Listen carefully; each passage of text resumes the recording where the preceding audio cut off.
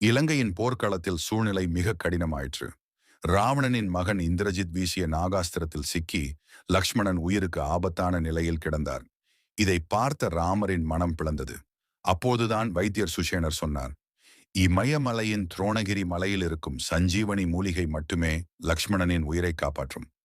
இந்த வார்த்தையை கேட்டவுடன் ஹனுமான் எந்த தயக்கமும் இல்லாமல், என் பிரபுவின் தம்பியின் உயிரை நிச்சயம் காப்பாற்றுவேன் என்று சபதம் செய்து அதோடு வானில் பறந்து இமயமலை நோக்கி புறப்பட்டான்.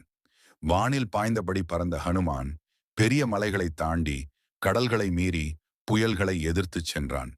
இறுதியாக துரோணகிரி மலையை அடைந்தான். ஆனால் சிக்கல் என்ன தெரியுமா? அங்கு ஆயிரக்கணக்கான மூலிகைகள் இருந்தன. எது சஞ்சீவனி என்று ஹனுமானுக்கு தெரியவில்லை. ஒரு தவறான தேர்வு செய்தால் லக்ஷ்மணனின் உயிர் போய்விடும் என்று அவன் உணர்ந்தான்.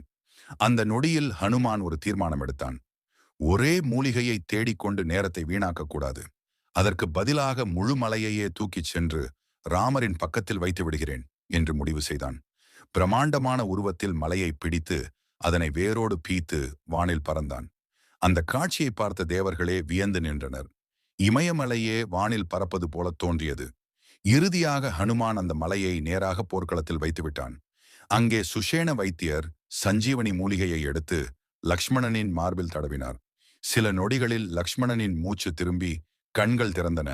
அவனை உயிரோடு கண்ட ராமரின் கண்ணில் ஆனந்த கண்ணீர் வழிந்தது. அப்போது ராமர், ஹனுமனே, உன் வலிமையும் உன் பக்தியும் அளவற்றது. உன்னுடைய அர்ப்பணிப்பு இல்லாமல் என் சகோதரன் உயிர் காப்பாற்றப்பட்டிருக்கிறது என்று கூறி அவனை தழுவிக்கொண்டார். அந்த நாளிலிருந்து உலகம் முழுவதும் ஹனுமான் வலிமையின் அடையாளம், அன்பின் சின்னம், பக்தியின் சாகரன் என்று போற்றப்படுகிறது.